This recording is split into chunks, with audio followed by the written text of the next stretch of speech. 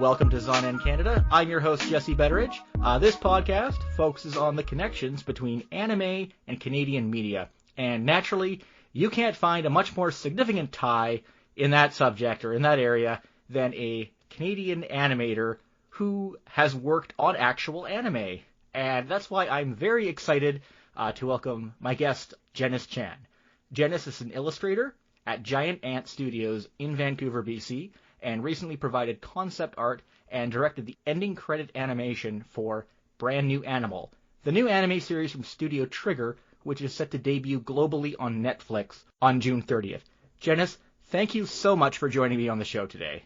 Yeah, thank you for having me. Let's just kind of get into things. Could you just explain in a little more detail what your role was on BNA, or Brand New Animal? So I did the concept art for it.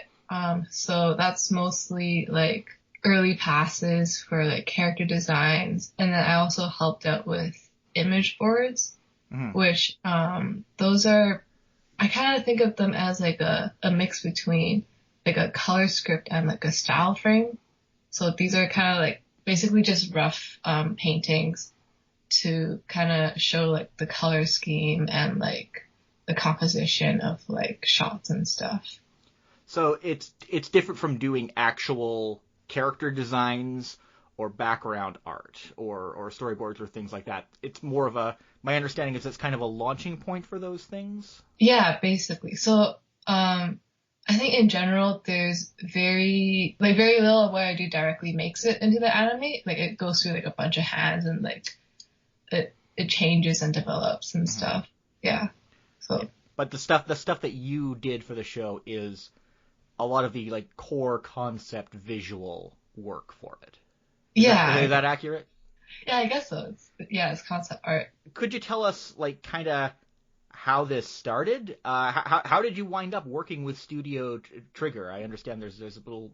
What's the story behind how that happened? Oh yeah. So basically, like for me it was like super out of the blue. Like one weekend I was just sleeping in, and then like I woke up and like, you know, like the first thing you do, or the first thing I do is like I check my phone, and then I have like this email which is like, oh, like hello, we're Studio Trigger. Yo Yoshinori is like making a new anime project. Could you do some concept art for it? And I just looked at that and I was like, what? And like, you know, I'm half asleep, so like my immediate reaction is like, oh, this is probably a scam, and then I just went back to sleep. Someone just sends you a text out of the blue asking you to save anime, basically.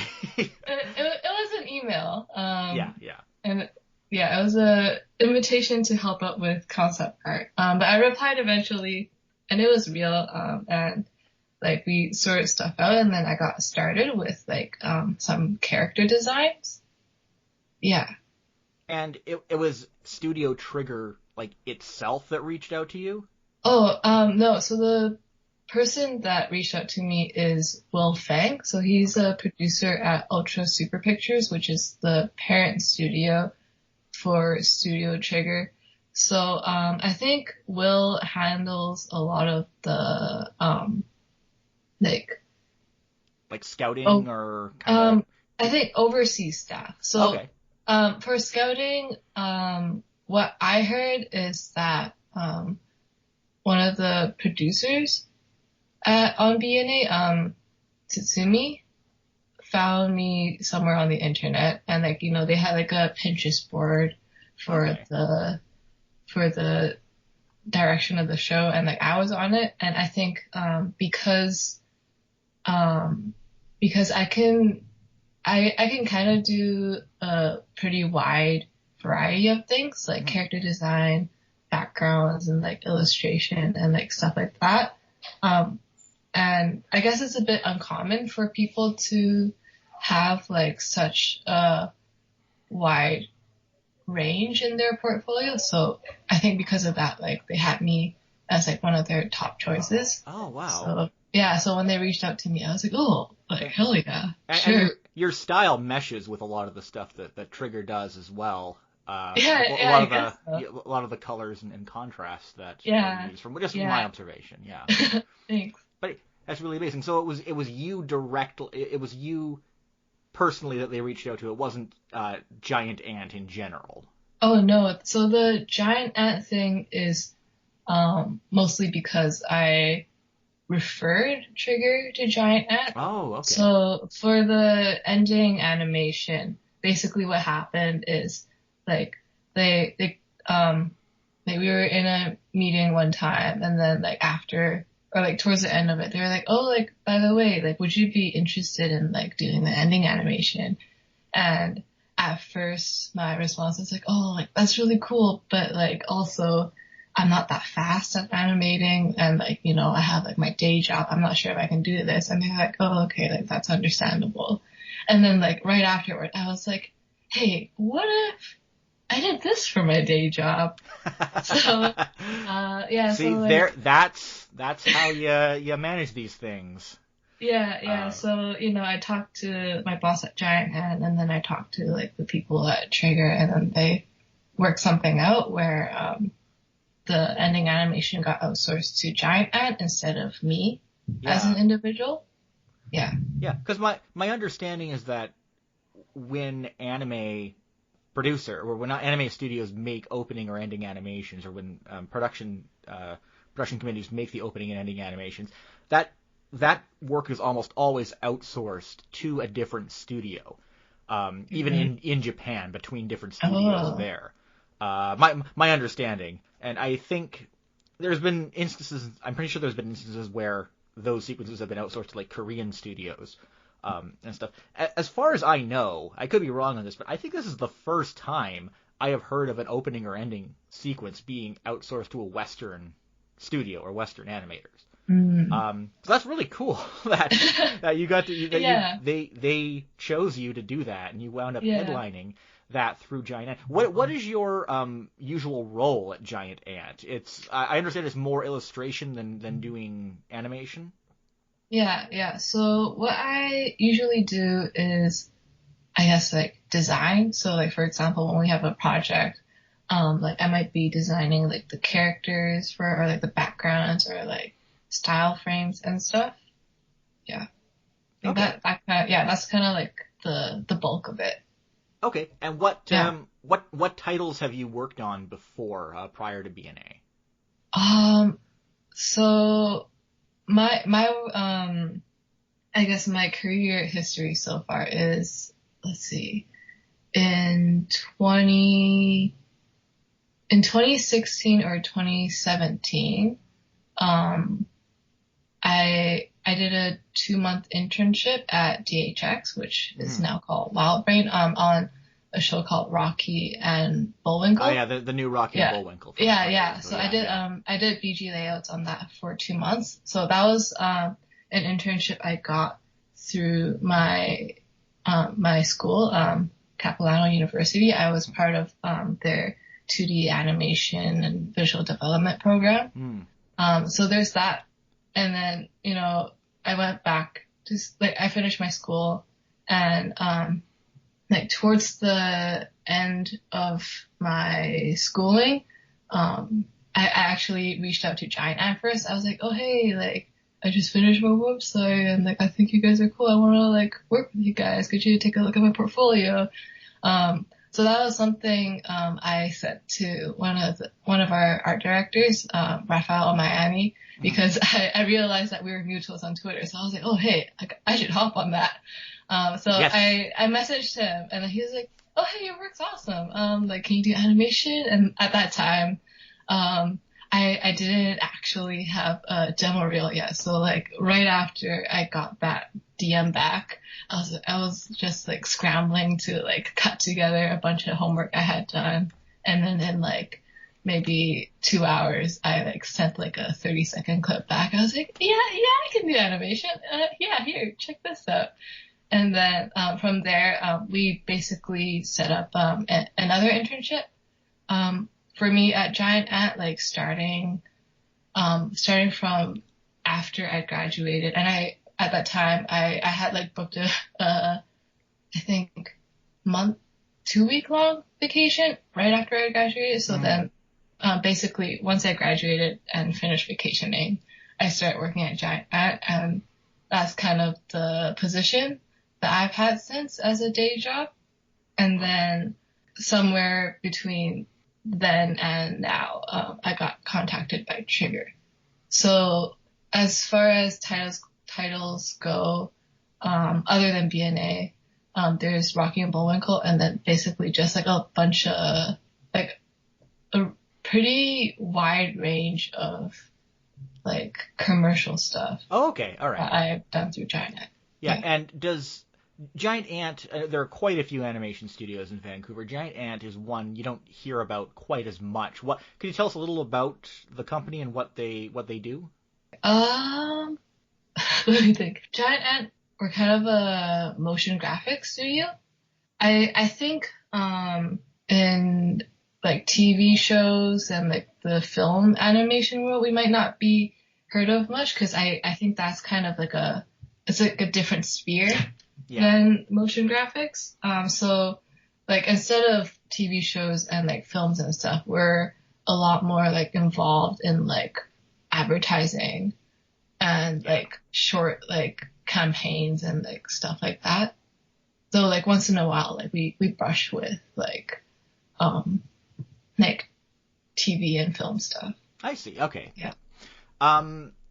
So with the concept art for BNA, I'm not sure how far back this went. How much freedom did you have with creating that concept art? Were they really specific about what they wanted, or did they really want your work to kind of influence what was going on? Because I understand the series had already been under production or pre-production for a while before they contacted you.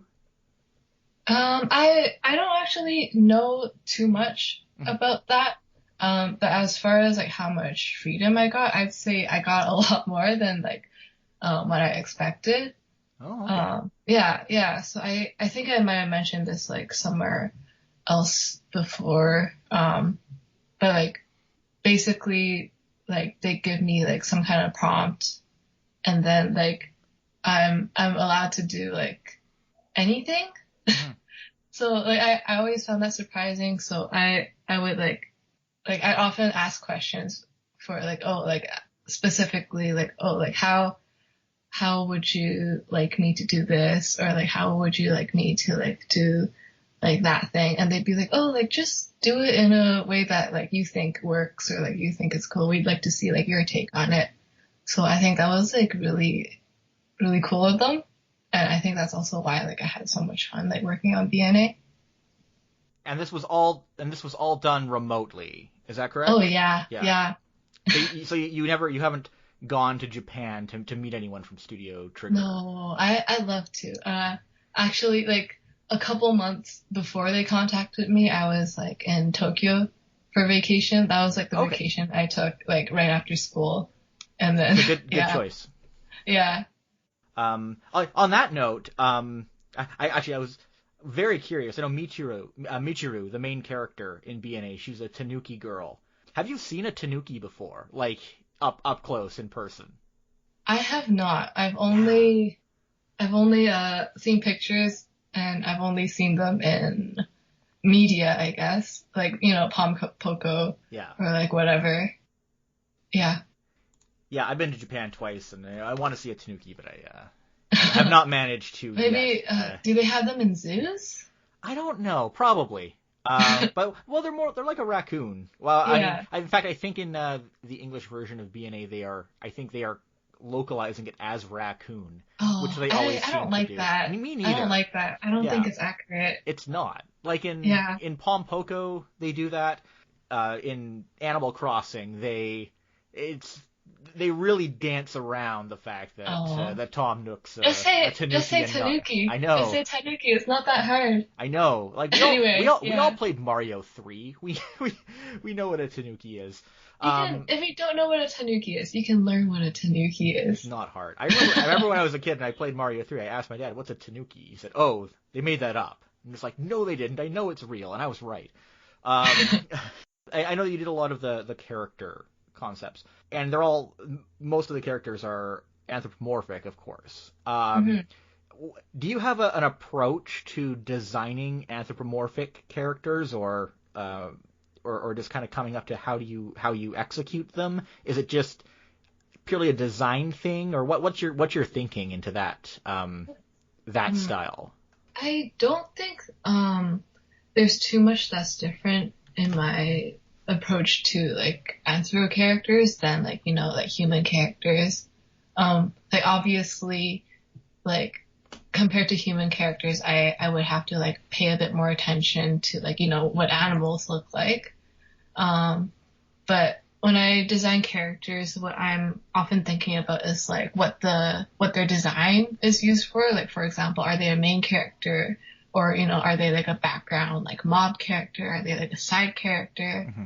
And then stuff like, you know, like what their personality is, if they have like any kind of like occupation or like role in like some kind of story, and like how to like portray that. You know, sometimes I think about like, you know, like fashion. So like, oh, like what they wear and like how would they wear it.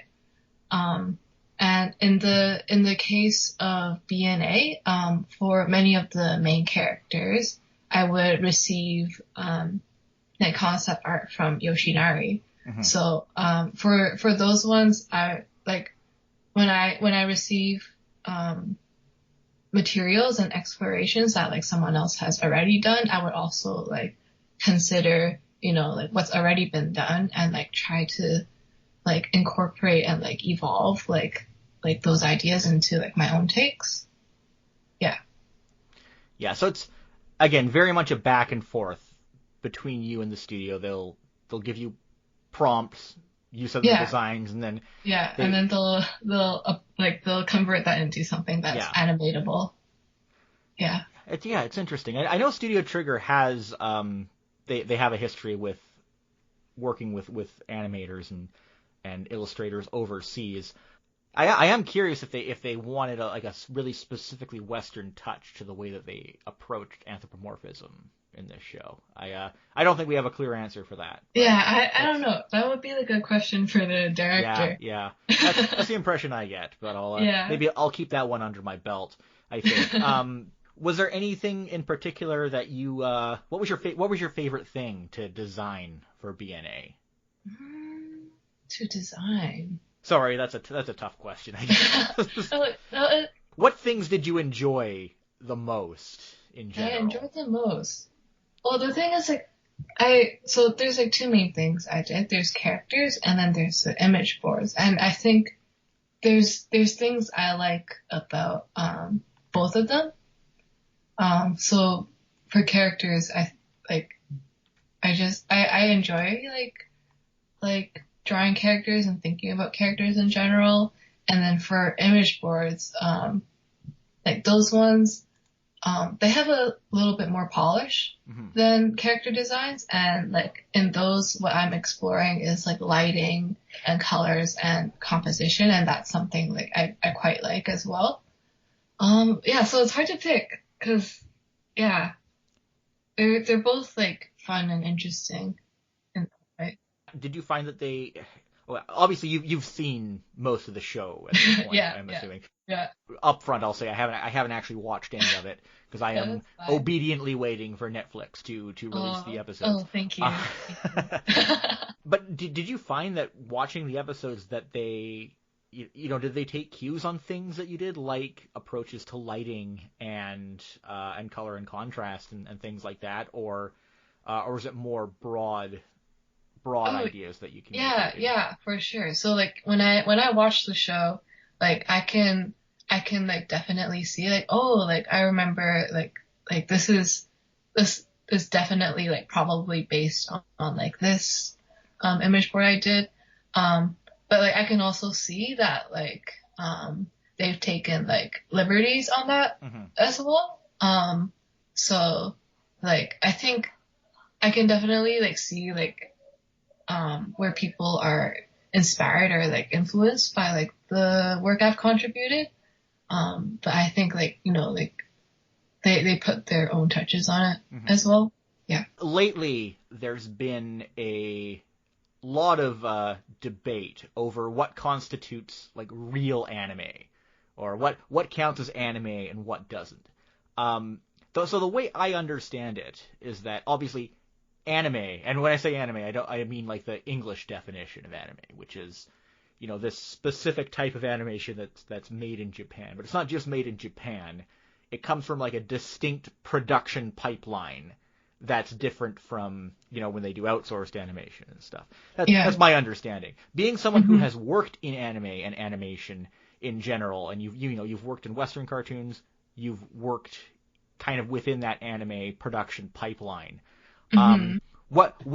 How would you describe the differences, or what do you feel the differences are? Or did you notice any major differences? So I think I definitely got a taste of like what the differences are.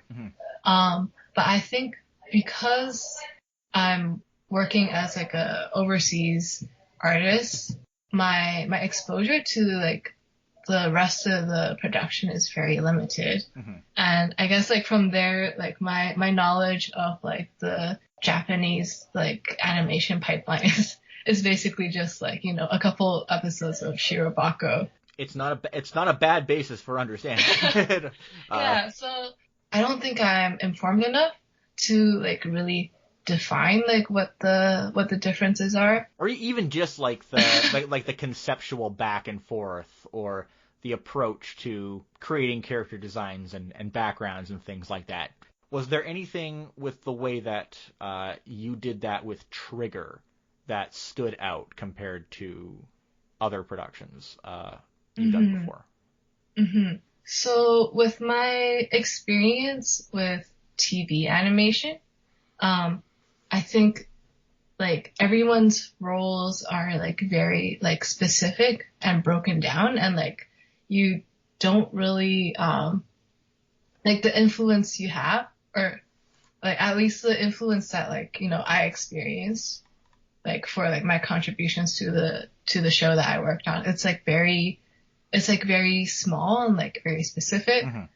And then with Giant Ant, I think a lot of the projects we have are like very like short, and like the scope of it is small. Like we don't really like, a lot of the work we get is like for advertising. So, the designs and stuff are kind of like centered around advertising like an idea or like a product or like something. And there's like characters generally aren't like the focus, or like if they are, like the arc that they go through and stuff, it's like not that deep, and like you kind of like you make a character, they're in this spot, and then like it's done. So with Trigger and like my role on BNA, I think like I got to experience like having like a lot more influence than like like what I've experienced with like TV animation like in the West. And then also there was more time and space for me to like become invested in the characters I design, I think. Okay. Yeah.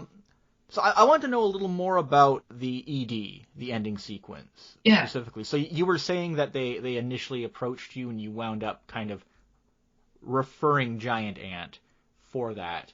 And can you kind of tell us a little more about how that came together, and like how the team was brought together to produce that?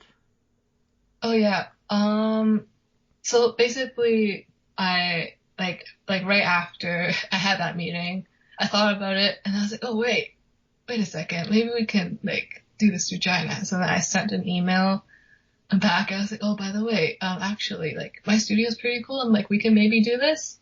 And if we do this through the studio, like I would feel like more confident about doing it. And then they got back to me. They're like, oh yeah, like maybe we're concerned about the budget, blah, blah, blah, blah, blah.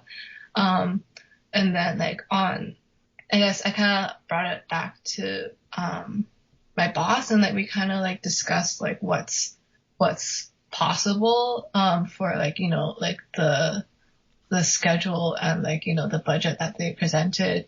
And then, I think initially what I was thinking was that like I could just like go solo and like do this thing like at Giant Ant for like, like a couple weeks and then, be done with it. But then my boss was like, oh, like we don't really like want to bench you on a project for so long. So they're like, how about like a compromise? It's like, we'll take this and then we'll shorten the amount of time that you have to make it, but you can have like 3 more people to like work on this. So, the animators I picked are all animators that like kind of have, more experience with like a hand-drawn like animating style. So I think for me, like when I think of like what I wanted for the ED animation, I wanted like, I think the hand-drawn, cell animation style was important. So we selected people that would be able to pull that off well. Was this your first time like headlining an animation project through a studio? Yeah, through a studio, yes. Yeah. I think. How was that as your first experience? Like, what was the learning process that you went through with that?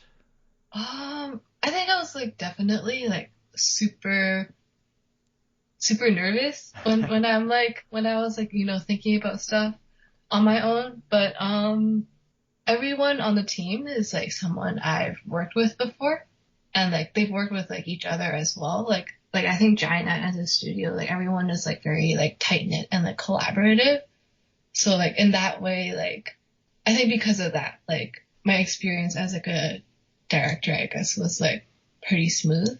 In the past, I guess the one other like directing experience I had was in the first summer after my first year of university, I had attempted to like direct and produce like a short with like a bunch of my peers, like and like classmates. And that like a lot of things happened and it kind of like fell through and died. But I think from that experience, like I learned a lot of stuff about like what it means to lead a project and like, like things I should be like mindful of and like what I should like avoid and stuff like that. Yeah. And obviously they provided you with the song and everything. Oh yeah. To work with. What was it like having to like completely do this small project set to a specific song? I think it's cool. I think I feel like most people when they listen to music, like if it's a song you like, or at least like for me, you always like fantasize about like a music video. Mm-hmm. Like in your head, like you have like visuals that go with the music. So like having an opportunity to kind of like actualize that, I think it was like very exciting. And of course you had to take into consideration things like how to compose the animation around the credits that would be appearing. I guess you probably didn't get too much specific direction on how to do that kind of thing. Yeah, I just kind of like kept that in the back of my mind, like as I designed stuff. There were a lot of pieces I had to think about while designing. Here's a dumb thing that I've debated with a few people before that is totally stupid. I don't know why I'm even asking it. But when you're talking about the final product of an ending credit sequence, do you think it's better with the credits or without the credits? Well, I guess it depends on the design, I guess. Yeah. Like, I think if you design something with the intention of having credits as part of the design, then obviously like it will look better with the credits. Mm-hmm. But then, if you design something like, independently without like really integrating the credits into the design, then it would be better as a standalone thing. Yeah, there's no clear cut answer. Yeah, I would say it depends. It depends on your intention and the execution. What would you say are some of your major influences for illustration and animation? For illustration and animation, there's so many. So you take your time. I think for BNA, and so for the image boards of BNA, I think I use like a really like graphic, like brightly colored, like geometric look. My influences for that would be James Guillard and like Jasmine Lai and like a lot of the work that Chromosphere does. And then for character designs, I think like shortly after I started working on BNA, I'm like, oh, like, you know, I actually haven't done that many like anthro character designs before. So I started like paying more attention to artists that specialize in that. So, for me, a couple influences for like anthro characters would be like, Jaya Pai, and like Kalo Draws. I'm not sure if that's I think, yeah, like they're on Twitter. And also I looked at a lot of Pokemon designs. Okay. 'Cause I think Pokemon, like, it's kind of the stylization, or I think the way they stylize animals is like, it's like sleek. It feels anime. And yeah, I guess like that's something I want to achieve with like my designs on BNA. So yeah. Well, the most popular Pokemon are always the most anthro ones, of course. Yeah. And was there like growing up, was there any specific anime that you watched or really enjoyed or had an impact on you in the long run? Not either as a creative or just a fan. Just like in general, I love Full Metal Alchemist a lot. So like growing up, my aunt is like a bit of an otaku. So like whenever I visited like my grandma, like she lives with my grandparents. So like whenever I visited my grandparents, like I would like watch like anime with her. So like some of my like early like anime exposures would be stuff like, you know, the 2003 FMA and like Cardcaptor Sakura. And I think we watched Rose and Maiden as well. Oh yeah, yeah. Yeah, I all that don't... early digipaint. Yeah, I actually don't remember Cardcaptor Sakura that well because I was like pretty young when I watched it. Same with Rose and Maiden, but I revisited Full Metal Alchemist like many times in high school and like after high school and stuff. So I think like that one, it's very dear to me, and also it's just like so well done, like the story. And I guess like I had like a big old mecha phase. So like growing up, I watched like a bit of Gundam as well. I have like a couple like kits that I built with my dad. And my dad also has, let's see, a bunch of Evangelion episodes on DVD with like Chinese subs. Oh, okay. And it's in Japanese, but like, you know, I don't speak either language well, so like I just watch it for the robots, and then, you know, halfway through it's like just confusing. Yeah. Well, now you can watch the super literal, very specific translation that they have on the Netflix version. Hey, you can revisit Cardcaptor Sakura on Netflix too. Yeah. Yeah. Actually, I'll be doing that soon because I'm going to be doing an episode of this show on like the whole impact of Cardcaptors and Cardcaptors/Cardcaptor Sakura in Canada. But I have not watched the whole thing, so I've got to watch all 70 episodes of that damn thing soon. Yeah. But, A funny thing is, I watched less anime once I started working on BNA. You know what? Pretty much everybody who works with anime in some capacity, whether you're working on it or writing about it. We don't actually watch that much. Yeah. Yeah. Yeah. I always hear that from people. You're too busy making it. Yeah, you're too busy making it to actually watch and enjoy things that are outside of your sphere of work. Is there anything that you've been following lately? Let me think. Surely you've checked out Azuken. Oh yes, for sure. I think I followed quite a bit of it while it was airing. I think I still haven't watched maybe like the last one or two episodes. Mm-hmm. That one's like pretty great. I like it. I mean, I watched BNA a couple of times. Yeah. Yeah. Oh, well, while I was working on BNA, I did like go back and like revisit a bunch of trigger shows.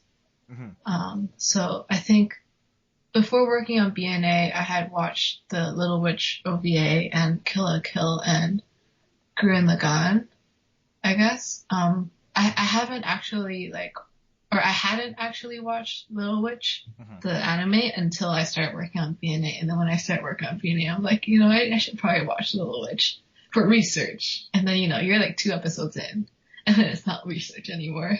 You just watch it. Yeah. Have you watched any of the stuff that the Trigger guys did before they formed Studio Trigger, like Like Fooly Cooly? yeah, Fooly Cooly Yeah, so I or checked that out. yeah, or Re Cutie Honey is a good one if you haven't seen that, or Dead Leaves. Oh no, not the other two, not Yeah, yet. yeah, it's all it's all good I stuff. see GIFs though. Like when I watch those Sakuga compilations, they're in there because they're so great. Yeah. In terms of BNA itself, is there anything you want to say or can say about the show, just in anticipation of its launch in a? Well, I guess by the time I put this episode up, it may already be up, but Yeah, well, I guess I watch it on Netflix. It's yeah. cool. I worked on it. Dear to my heart. And yeah, that's pretty much all my questions. Cool. Is there anything you're working on right now that you're able to talk about, I'm trying or with anything in general? with anything. If you have to think about it, probably not. It's okay. Yeah, It's, yeah. we're working on stuff, and it's cool, and I hope you'll look forward to it. Yeah. And having been an overseas or international person working on an anime production, do you think we're going to see more of that happening in the future? We're already seeing lots of it happening as more people work remote, or the processes moving in to more and more digitization, which of course many parts of the Japanese industry are kicking and screaming into that era. But yeah, do you think we're going to see more of that, or more like Canadian or Western artists working on anime in a capacity like this? Yeah, I would say so. Like, especially like with the internet, like everyone's visibility is like so much higher, and like digital work, the location you do things from is like less of a barrier than before. And like as you said, like there's like more and more like people that are not in Japan like working on anime productions. And I think like because of that like representation and stuff, like I can see that continuing. So yeah. Yeah. I mean, for the longest time it was like, yeah, Thomas Romain and J.D. Bahi, those guys work in don't live in Japan but work in anime. But it seems we're definitely seeing more and more of that happening. And I don't know. I guess many of the studios in Japan will be forced to push more things remote due to COVID, and maybe that will be what finally pushes them to adapt a little more. But yeah, maybe. Yeah. Anything else you wanted to just add about working on BNA, or just working at Jinan or Trigger or anything like that before we wrap up? Not really. I guess like, whenever I look back on my career, I feel like I've been like extremely fortunate. So like I'm very like grateful for like all the opportunities and like experiences I have. Yeah. Yeah. So thanks for having me. Yeah, I'm very happy you were able to join me on the show today. Janice, where can folks find you online, or find your work online, or find you on social media? My handle is Genice or Gen Ice Cream on basically everything. Nice. Yeah. Yeah. Yeah. Yeah. So you're on Twitter and Instagram. Yeah, Twitter, Instagram, Tumblr, Facebook. And Gen Ice Cream, JEN ICECREAM.com would be your website with all your work and stuff on there as well, right? Yeah. All right, Cool. and yeah, thanks for tuning in to Zonan Canada. You can reach me on Twitter at jbetteridge or email zonancanada@gmail.com. The theme song is by Ultraclystron. You can find that on his album Packet Flood, which is you can find it at ultraclystron.com. You can subscribe to this show on Apple Podcasts, Google Podcasts, Spotify, or whatever your podcast app of choice is. I also have a Ko-fi account at ko-fi.com/zonancanada. You can send a tip my way if you like the work I do. For the next little while, pretty much anything I get on Ko-fi is going to be donated to charity like the Hogan's Society or Black Lives Matter Vancouver or Canada. So just keep that in mind if you send a tip my way there. And yeah, thanks for joining us. See you again.